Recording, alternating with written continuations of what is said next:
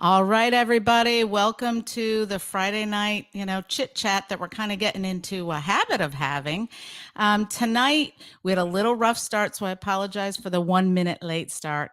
Anyways, this evening, we are having Linda Ianello. She is an award winning photographer and has co authored a book called Blackwater Creatures.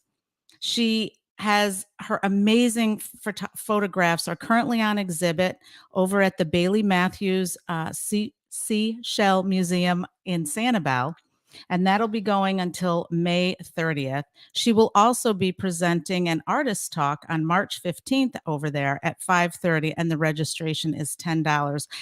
And I'm going to bring her on now, and we're going to talk to her about her amazing photographs, take a look at them. And if you have any questions, please, go ahead and put them in the chat box.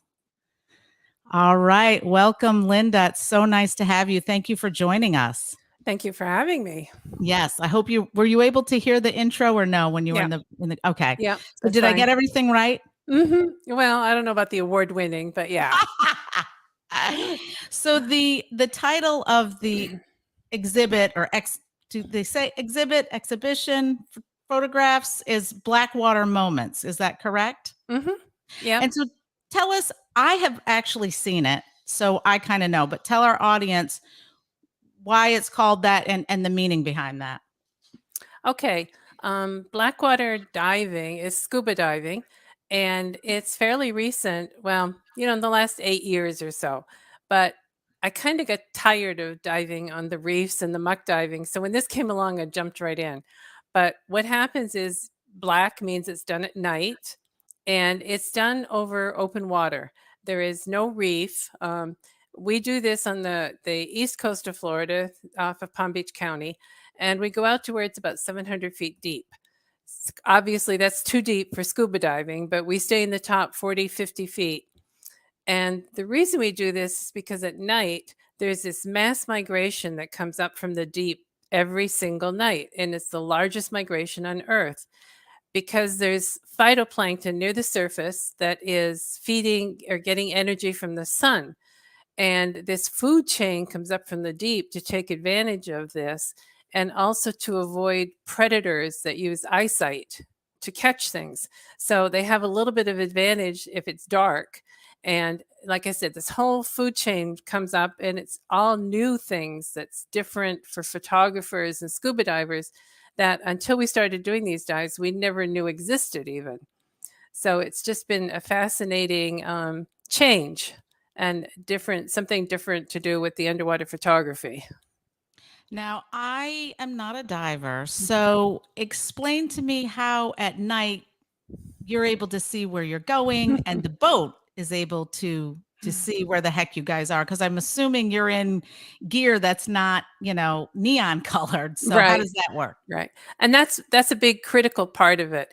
There's 2 dive operators in our area that do these dives. There's only 2, and they go out of the same inlet, the Palm Beach Inlet.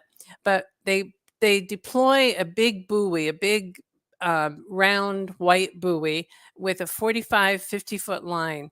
At the top of the buoy, there's a bright light that's shining up onto it to light it up. At the bottom, there's another light. And then about every 10 feet in between, there's lights. So basically what happens is the divers use that as a guide. Like off of our area, we're close to the Gulf Stream. We're 5 or 6 miles offshore. So we're in the Gulf Stream, depending on how far out it is. So we're drifting. So theoretically, this buoy and lights is drifting at the same speed as the divers. The divers stay with it. The boat stays with it. So the boat knows where we are. And honestly, from the surface, every diver has 2 or 3 lights that they use for hunting and for photographing. And you can see those lights.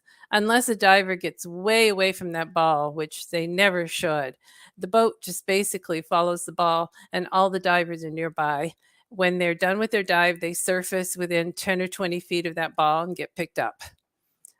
So it's really straightforward, really safe for night diving out in the middle of nowhere. As I said, I'm not a diver. And so I just, it'd be one thing diving and being able to see stuff, fish and other things in the water, but at night, it's like you can't see. I just would be freaked out that something large is going to come out, maybe not, menacing, but still scare me, and I would have an accident in that wetsuit upon seeing something come out of the dark like that. I'm guessing with experience that sort of just doesn't happen, or, is it Yeah. You have to be, first of all, you have to be a good diver, secure diver, good buoyancy, and things like that. So it's not really something for beginners. And then all the stuff that I'm photographing pretty much is an inch or smaller. The really interesting stuff is tiny. Now, sometimes, occasionally, everyone wants to know about sharks. So occasionally we'll get a shark coming through.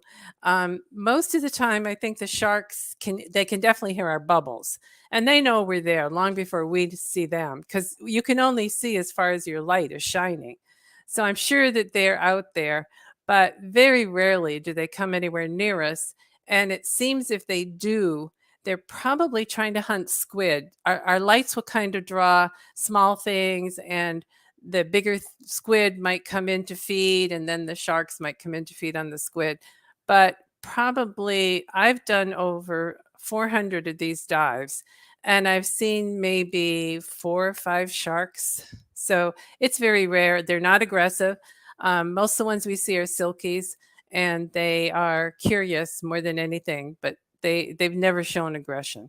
So, and then things like the bigger billfish, they're out there, but I've only seen one. I've seen one swordfish. Um, Everything pretty much stays away from us, I think, and we're chasing all the tiny stuff. I guess I imagine they're a little bit curious or afraid of the light that's artificial and unnatural at that Yes, time. So maybe yes, that provides a little bit of protection, but I and they're still. also, the sharks are kind of feeding by opportunity. Mhm. So if there's some squid around the light that are maybe 4 inches, probably about as big as we see, they might come in and try to get them because they're there. But normally, yes, I think they're more aware of us and stay away. So, So, someone was just asking if swordfish are sort of rare. Is that true? yep, I've seen one. Less than Wow. sharks. Yeah, the adults are very rare. We do see some of the juveniles that are maybe 4 inches or smaller. And again, usually they're on the surface near the light because they're trying to feed. So we do see a few juveniles, but the adults, like I said, one, even rarer than the sharks. Now you do this on the East Coast. Is that the only place it can be done, or is there something special about that area, or is it just where you're at? Can you tell us that, and then other places you've been? Okay. Yeah, the East Coast is kind of special because of the Gulf Stream. We think it's bringing more life past us, and we can get out, like I said, in 5 or 6 miles, we can get out to where it's 700, 750 feet deep. Um, but it also just happens that that's where the dive operators are willing, these two operators are willing to do this. We haven't found any operators south of us that are interested. Part of it is it's a very late night for their crew. And I think the other part is that they get a lot of tourists, like in the Keys. And like I said, you have to be a very experienced diver to do this. So I suspect that they're a little wary of taking this on. The people in Hawaii, in Kona, Hawaii, have been doing this even longer than us. But what they do is the divers are tethered to the boat. So you have about 6 divers and 6 lines and a diver on the end of each. So we all think that's got to be horribly frustrating to see something that's like 10 feet out and you can't quite get to it. So we have never, none of us have ever, well, a few people, none of the regulars have ever gone to Hawaii to do this. Then Anilao in the Philippines started to do it. And the first person from Crystal Blue Resort came to us and dove with us for a bit and saw the setup with the buoy and the line and everything. And so he copied that for his operation. So they do it there a lot. They've been running like a week or 2 weeks of black waters, 2 times a night, and really picked up on it. Limbe Strait in Indonesia is doing them, some of the operators there. So those two locations are the primary, and there's others in Thailand, and some of the Asian people are starting to get into it, but it's kind of hit and miss. Here, our two operators in the summer when the weather's good will do 3 or 4 dives a week, and I'm on them all. So, and it's just in Florida, nothing else north. No. Nope, Okay. nope. So, how did you get into this? Did you come at it with a background in photography or a background in diving and then mix the two together? Tell us a little bit about yourself, your education, and how you got to this point. Not education, really. I've been a scuba diver for almost 30 years, and most of that time with a camera. So I was doing a lot of diving on the reefs, and then got into what they call muck diving, which is a kind of a sandy, mucky bottom, but you get a different type of critters there, and they're mostly sedentary. They're just crawling around the bottom. And I really love the nudibranchs because they're very colorful and small, and it's kind of fun to hunt for them. I'm And sorry, what was that? nudibranchs, they're sea slugs. Okay. And they are some of the most colorful creatures. They may be as small as a half an inch, or in the Pacific, they can be up to 2 or 3 inches. And like I said, they're very colorful and people love to photograph them. But I figured out that I'm a hunter. I like to find new species, new types, and photograph them and then learn about them. So I did a lot. I don't know if you've heard of Blue Heron Bridge, which is a muck diving site in Palm Beach. It's world famous. And I did an awful lot of diving there. Again, the muck diving, photographing, trying to identify every species of nudibranch that we ever saw there in like 15 years. And then they started doing these black water dives. They barely the one operator just started, and one of the guys in our photo club was saying, "You really ought to try this. You'll like this." And I thought, offshore, 700 feet in the dark, I don't know about this. And it took me about a couple of months before I finally tried it, and I was hooked. The first, because like I said, I'm a hunter, and at this point, everything was new. Nobody knew what they were seeing. Nobody knew what anything was. There were no books. Like there's nudibranch books with every single nudibranch in it to help you ID them. Well, all of this stuff was new and different, and there's scientific papers, but they're drawings. They're all older, and they're drawings, and trying to relate a drawing to an image is quite difficult. So I really got into photographing all the little stuff and then figuring out what it is. And that's what kind of led to the book. Is people would come out on the boat and they'd say, "I saw tons of stuff, but I have no idea what it was." So my friend and I thought, well, I photograph everything. So not just the fish or whatever. So we had a good variety. So we thought, well, let's do a book. So now they'll know what they're seeing. So, that's kind of, I got into it and just really enjoyed it, and found it because luckily I live here. So it's Mhm. really easy for me to do. And I'm retired. So I can do as many as as many times as they'll go out. Like I said, I'm on the boat. So, when you were writing the book, did you do all the research to identify, or did you couple with a marine biologist? How did that work? Okay. When we started, I mentioned Mike Bardick at Crystal Blue Resort in Ianello, Philippines. He created a Facebook group called Blackwater Photo Group. And we started posting what he was the more avid one, and then us here before others started moving in. And so we were posting everything that we were seeing. And some of the scientists started getting involved and watching it. and helping, I would say, ID, please. And Mhm. they would help with IDs, especially the fish. There's Smithsonian scientists that are very interested in what we're seeing, um, behavior wise and just in its natural environment. So we got pretty good with getting IDs on the larval fish. And then it progressed. More and more scientists started paying attention to what we were doing, and they've just made it. They've been a tremendous help in figuring out what we're seeing and what's going on and everything. And there's some areas where we don't have anybody working on the stuff, so we have no idea. The shrimp, we have no clue what the shrimp are. So I just keep photographing all the pretty shrimp and hoping one day somebody will come along that's interested. But that has just been the major thing. And so because of my interest in these animals, I do the research and the IDs and stuff. And Susan has been doing all of the design of the book, the layout, making it look pretty and getting it to a printer and stuff like that. So we each have our strengths. And Which, that's Susan Mears, yes, correct? Okay. yes, I just yeah, want to make sure to give her credit. So yeah.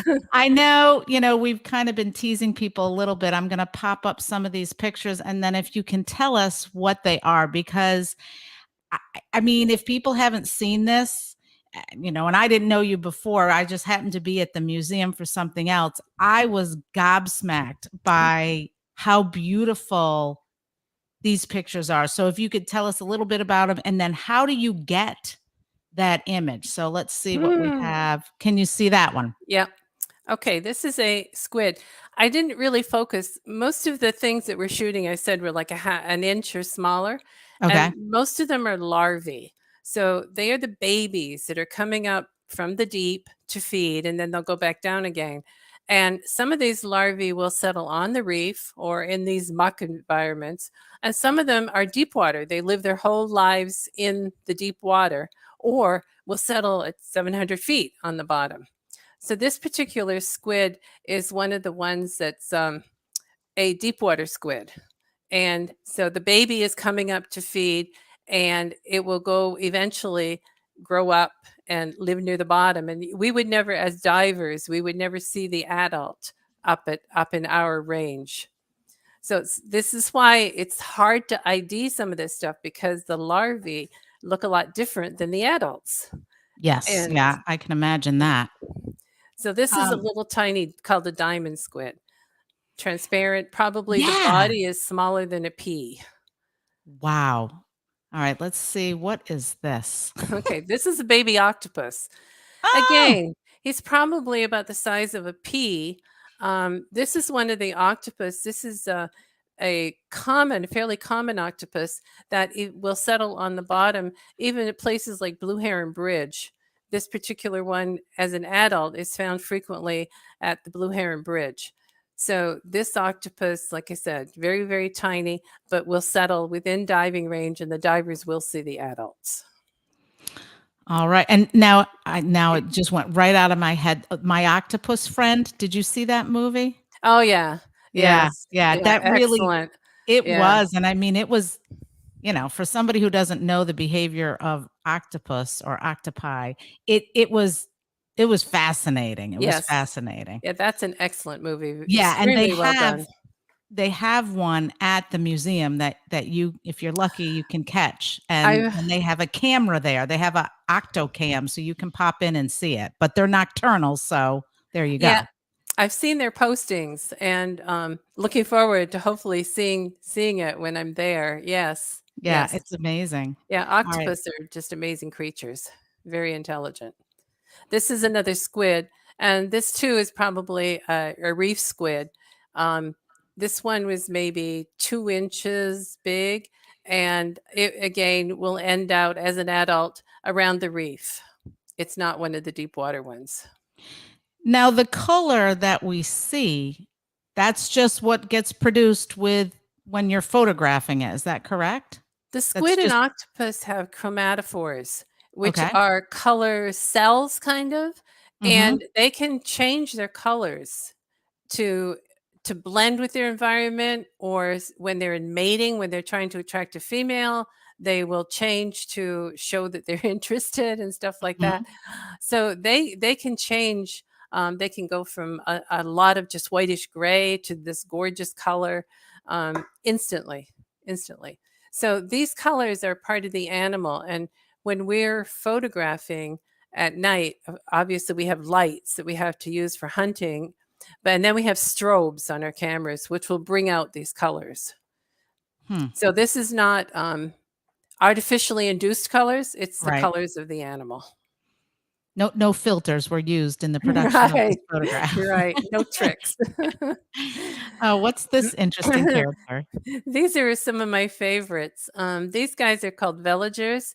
They are snail larvae, and they have, most of them have those 4 lobes, which are only on it as a larva. And eventually, when it settles on the bottom, these are pretty much benthic. They will settle on the bottom, either shallow or deep. These are something that we don't know what the adult is. I Hmm. photographed probably 20 different varieties, and hoping somebody will do some work on these at some point so that we can know what they grow up to be. But they have those 4 long arms that have what's called cilia on them, that are like little fine hairs. You can barely see them, and they are used to collect food. And these arms are used for buoyancy and for mobility. And when they don't like our lights anymore, they withdraw, fold them into the shell, and start to sink. Like I've had enough, go away, or I'm going away. It's really the bottom of it. I guess the bottom of it. I mean, it's hard to tell. To me, it's almost a little bit, impressionistic, because you're like, well, I could sort of see a face in there. Maybe there's a bat head on there. I don't know what's Yeah, going. you're kind of seeing the animal itself, which is kind of soft and smushy, maybe. Mhm. And so that's the animal. And again, when it's had enough, it will pull that part inside and pull those 4 lobes inside and start to sink. Hmm. What's this guy? That's another squid. Another Just and squid. this is a very, very small squid.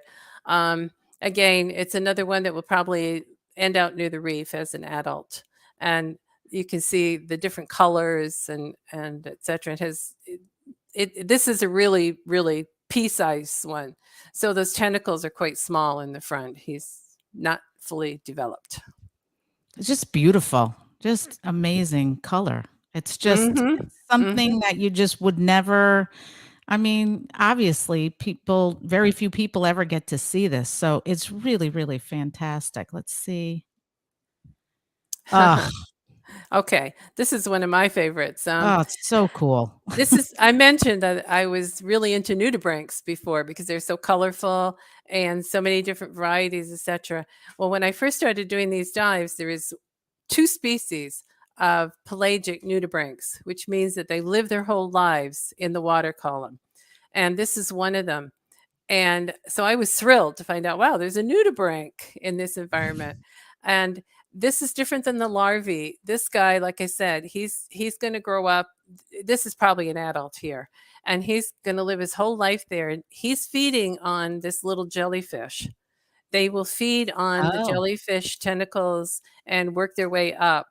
Um, so it's not that the jellyfish has captured the nudibranch. The nudibranch is preying on the jellyfish. interesting. Yeah, And I would have to ask, because I'd be like, that's who's yeah. eating who. Yes, exactly. And he's transparent, so that center part is all his organs and everything. He's just, and he has different colors based on what he's been eating. So this one is very colorful. So he's been eating well. And I'm really going to try next week to work that word into a sensible conversation. Nudib Nudibranch. Yes, it's spelled Is Nudibranch, but it's pronounced Nudibranch. nudibranch. Nudibranch. All right, and I think we have one more. Oh, well, this is just the back of my head. Out on the with the wind. This is about going out towards the dive site. Um, since we usually leave the dock around 7:30, depending on the time of year, we get some gorgeous sunsets. Mm-hmm. And so when this happens, if it's too light, we will sit out on the dive site and wait for it to get dark so that because we want to be in the water when it's dark and these animals are starting to come up. But this is just a beautiful sunset off the back of the dive boat. It is. All right, I'm going to try and bring us back in here. Of course. I don't like looking at myself anyway. I That's know. Well, now I can't, now I can't get it to go away. So while I'm figuring that out, are these kind of animals the only thing you've photographed, or do you do, are there other things? Oh, I photograph all of underwater. I don't do any land photography. So it's all underwater. And I do go on trips, like particularly to Anilao and to Indonesia for these types of dives. And then during the day, I will end out doing the regular, mostly muck diving. So I photograph like frogfish and seahorses and, whatever I find. But for the last 8 years, I've been focusing on these subjects primarily.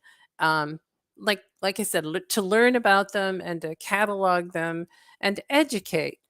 There's things going on in the deep water environment. There's companies and countries that want to dredge the bottom or run nets through the water column and just destroy this environment before we even really know what's there.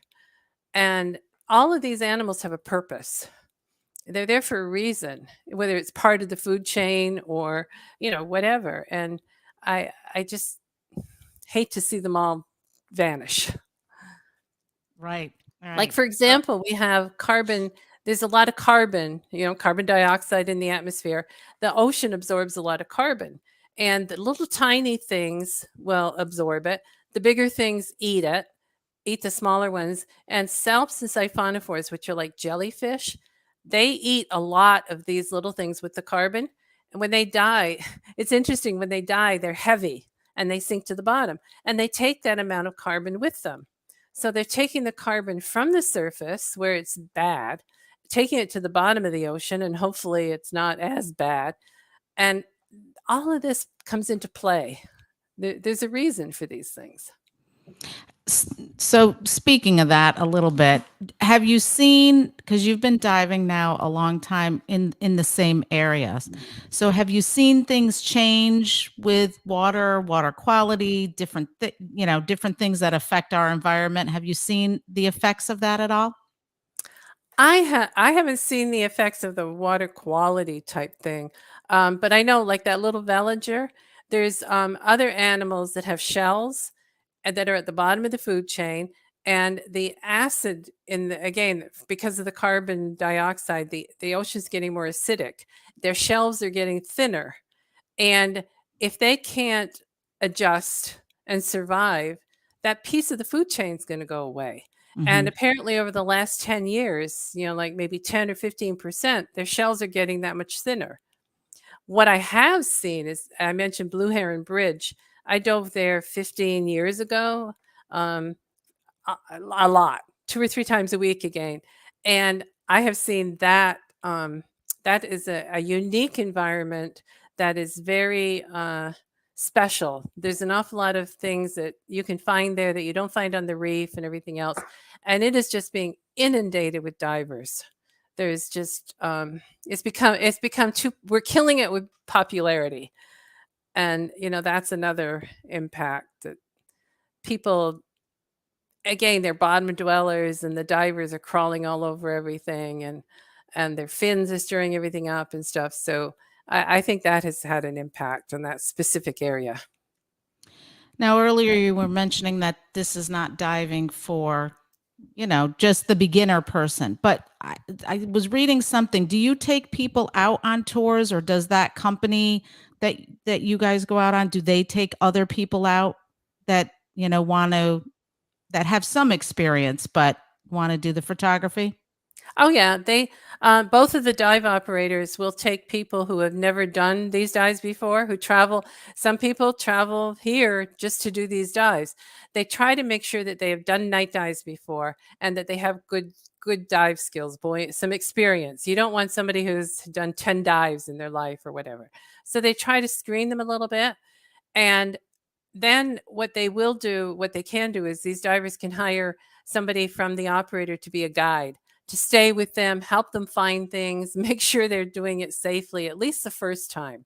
So if somebody is really unfamiliar and unsure, it's a good idea to hire one of these guides. And like I said, at least the first time, because the first time in the water, nobody knows what to expect. They're worried about, well, am I going to sink? Do, is it hard to stay with this ball, with these lights, and just a whole bunch of things. So yes, people can definitely come and do it for the first time. Just be aware of what they're getting into, and maybe hire a guide. But I don't. I'm not trained as a guide or insured. So I'm on the boat. I talk to people. Ask them what they saw, and if they took pictures, I'll look at their pictures and tell them what it is or whatever. Hmm. But I'm not a good guide. Now, obviously, you have to use some special equipment. So, for any of the techie people that are out there, what stuff do you use, and what do you need to get, and a lot of luck to get those kind of shots. I mean, those are amazing. Okay, where most of us are using an DSLR camera. Mine is a Nikon D500 um, in a metal housing, and the cameras there. You can also use mirrorless and some of the Olympus, etc. cameras. One of the keys is it has to be a pretty fast focus.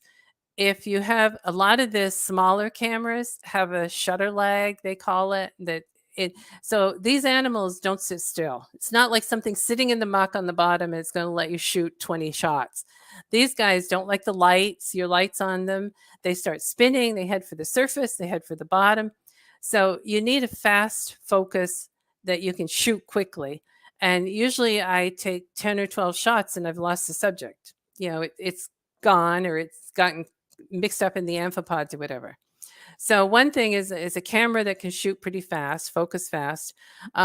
We all have what we call focus lights that we use for hunting, for finding things. They're mounted on the easiest way is to have them mounted on your housing so that you're not hanging onto lights separate from the camera. You don't want to drop anything. It'll be on the bottom and you're never going to get it again. So we have focus lights, at least two, and I have strobes then to light up the subject when I'm taking the shot, and I have 3 strobes. Most people have 2. I'm shooting really, really tiny transparent stuff, so I have a 3rd strobe to give me enough light. And the other thing I always talk about too is to attach the camera to you somehow, either a wrist lanyard or a clip or something. Again, if you drop it, it's gone. So, you need a pretty sophisticated camera setup. And we found that the 60 millimeter lens is the best. There's a thing called a 100 or a 105 lens, and it puts more water between the lens and your subject.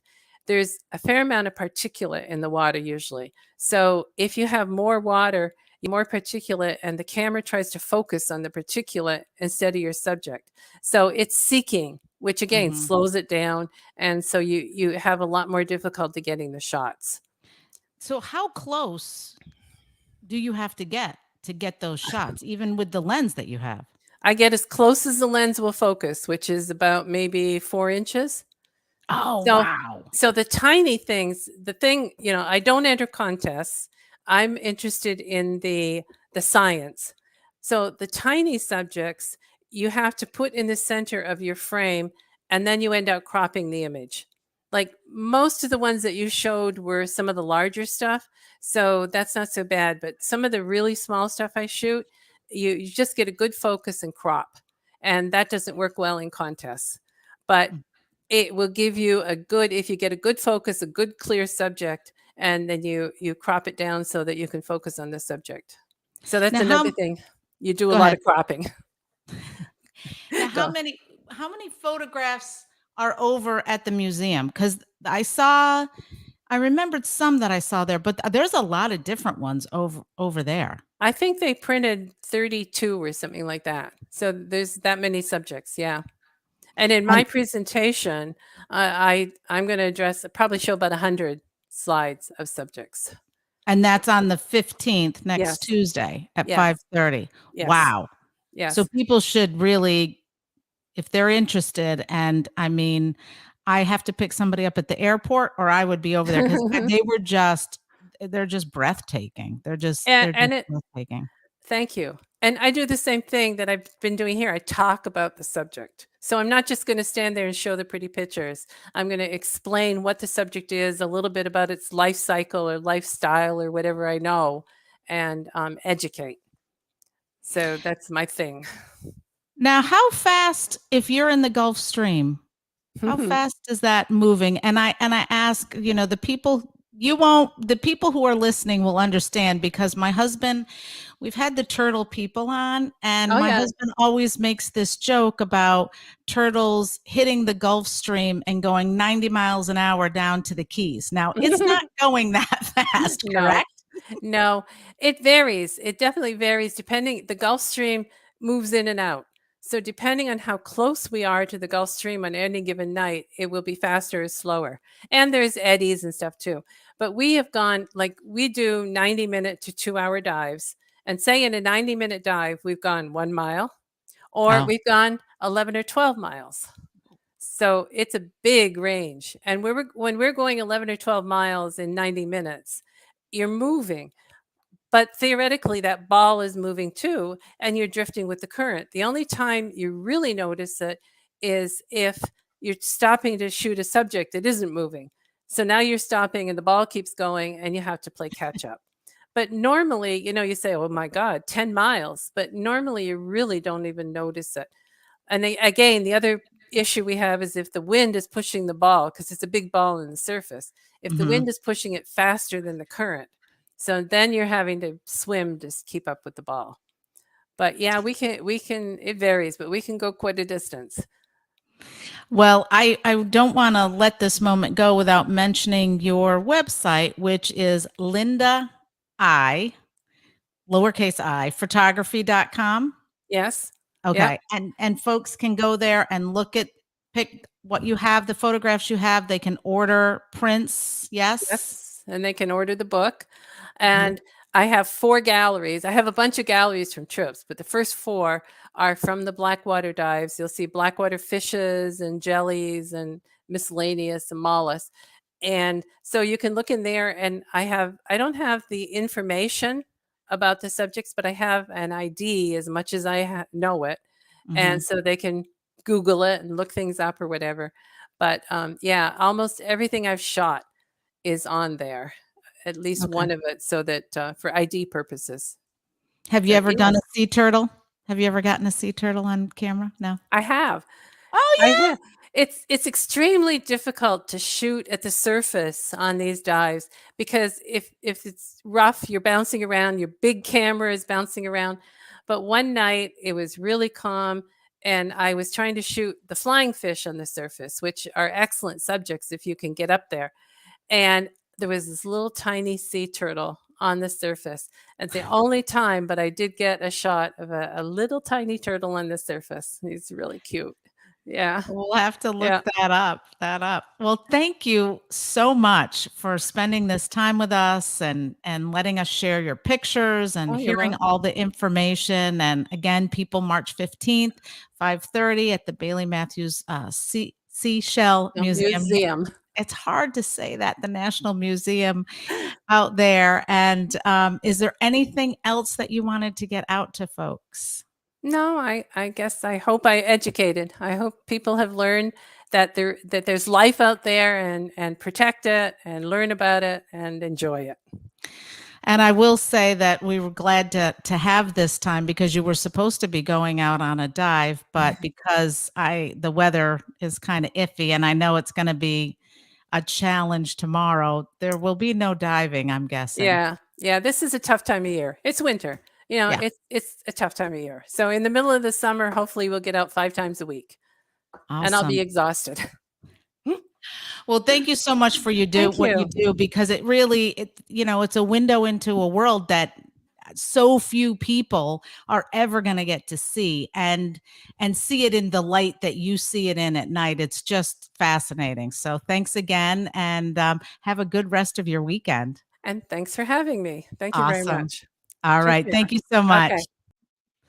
All right, folks. Well, there you go. And yes, we will be live from the shrimp parade tomorrow. We're going to be rocking some special attire, I believe. So please join us tomorrow, and we look forward to seeing you then. Have a good evening. Bye.